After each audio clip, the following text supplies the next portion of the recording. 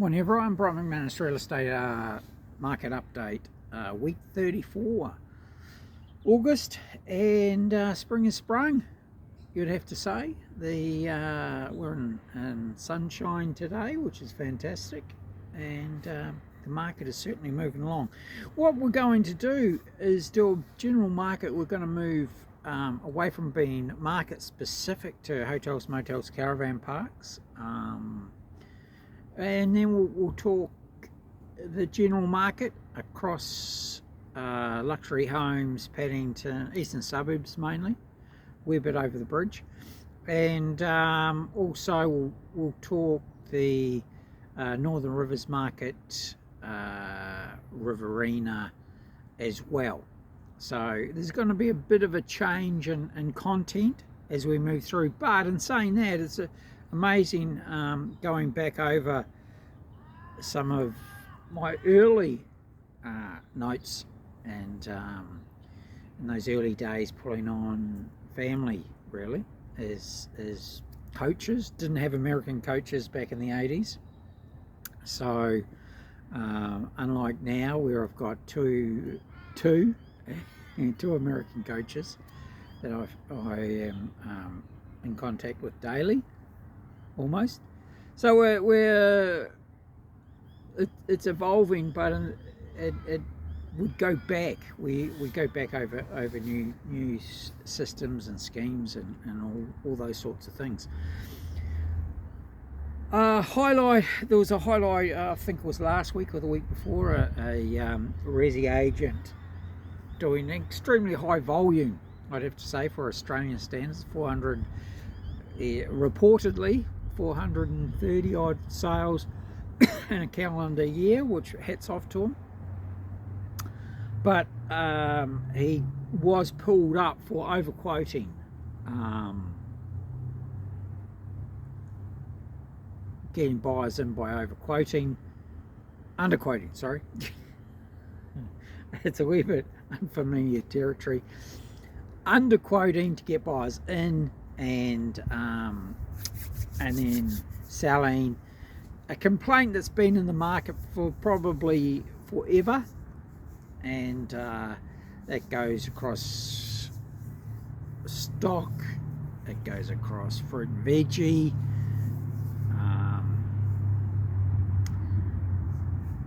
and although I don't condone it, I can see why he used the practice. But we've been having in hotels and motels, we've had the reverse where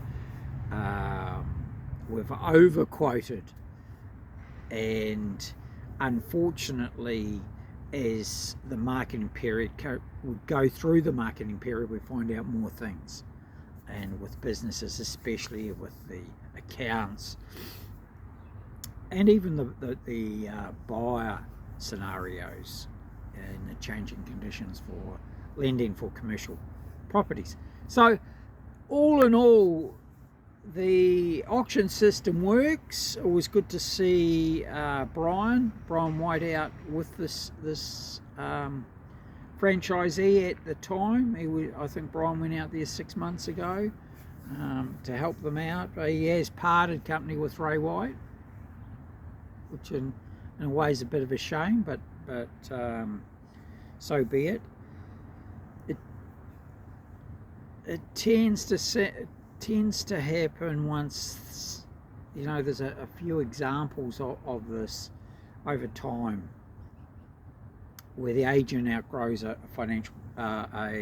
franchise system, and whether they're ethical or not, that's not for me to say, but it's just in the high-end volume selling you can get caught up, I think, maybe. But keeping your structure simple, that's pretty important. I'm happy to disclose my appraisal prices, and I wonder whether that's a step in the right direction for the market to do that. That if we disclose our appraisal price, then everything's above board. You're not being enticed by a low bidding to start or something like that indication. That may help. The challenge, and I'd have to say the challenge when you get into the millions is, and this has come back by, the Office of Fair Trading is saying that we should be within 10% of the sale price. It's virtually impossible. And I think that's why so many valuers don't have insurance. They can't value for mortgage purposes anymore. They don't have that insurance. It costs them a lot of money. I've heard quotes of up to $100,000 a year. So I don't know that that's realistic. What are we, at the moment, if I get above my appraised price, am I meant to hammer it down? If I get to 8%, the moment I hit 10, let's say I valued I appraised as an agent. We appraised a property at say $1 million or 10 million. Let's go $1 million. If I get to 1.1, do I have to hammer it down? I'm not allowed to go above that under the proviso of the Office of Fair Trading. Interesting times. So, in moving forward, I try and give the buyers what I think where the market's at.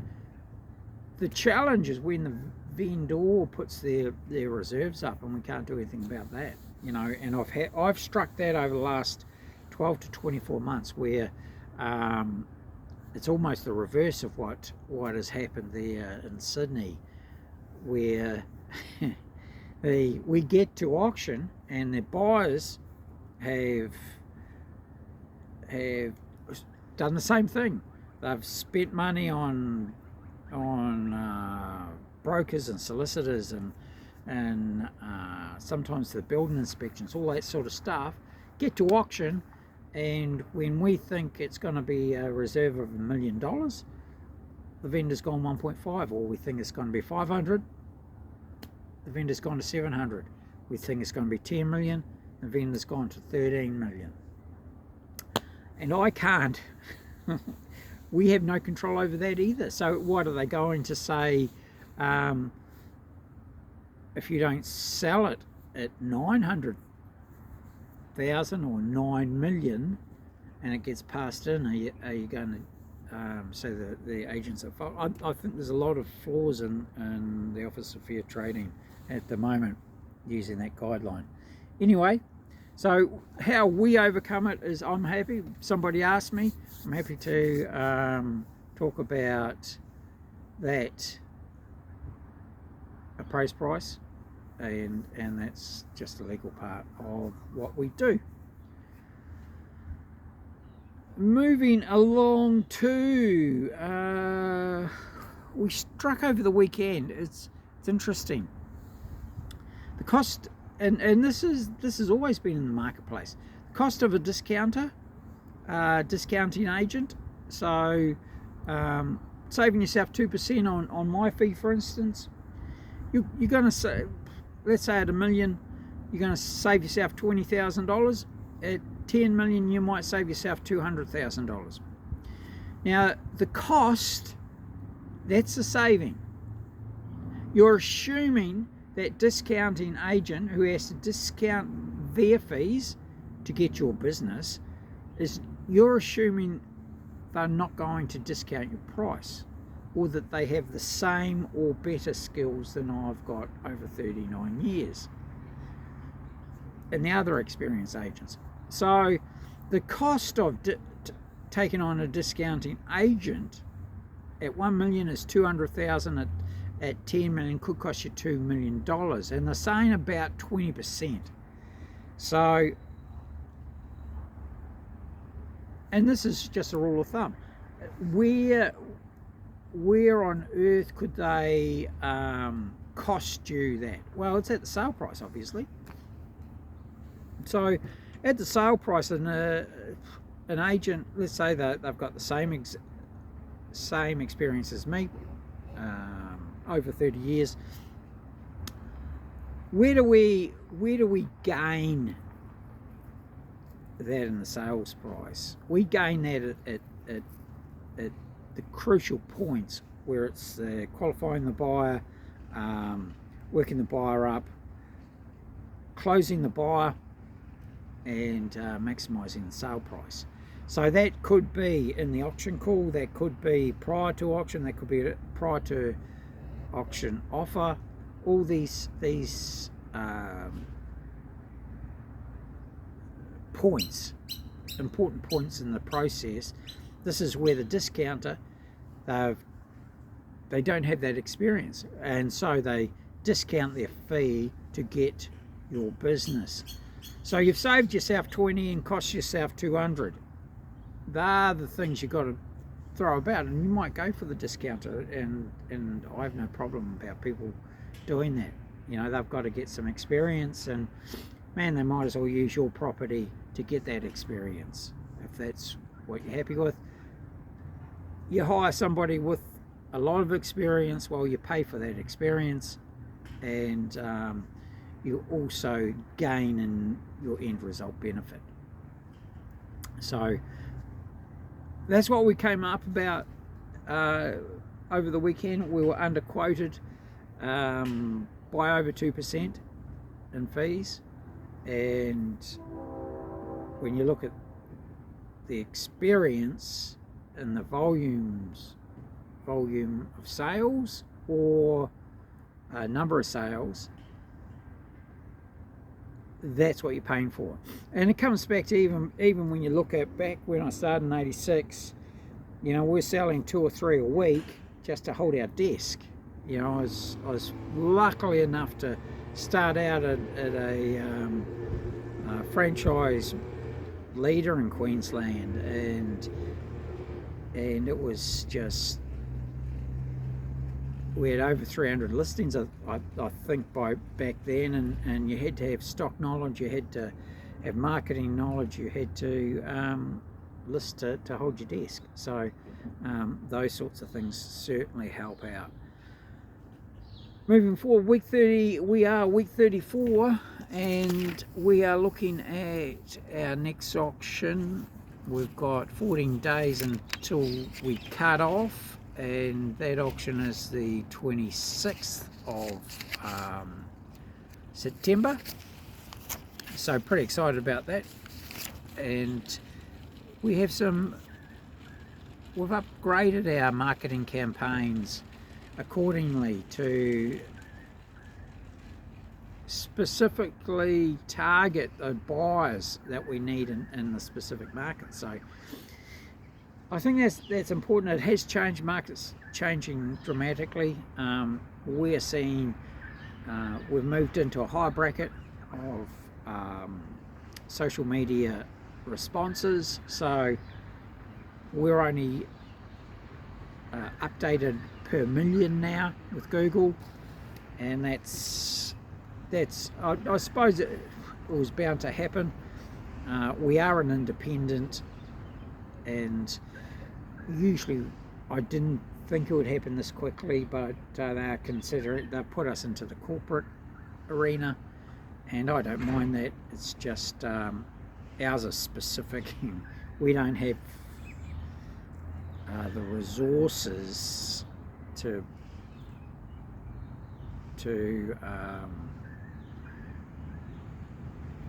increase our results are just what they are. We don't have algorithms that are looking at our listings or anything like that.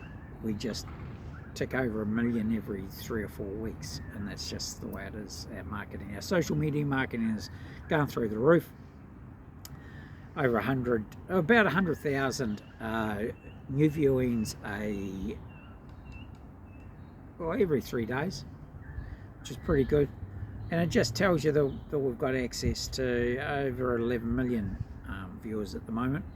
That's just on Google. About the same on Facebook. They tend to be they have different methods of measuring, so you can't compare them, but it tends to be about the same. Got some wonderful news in regards to our auctions. We're back in rooms, but we are going back to the hotel, which is fantastic. I love it. The Intercontinental, it was always the Ritz to me.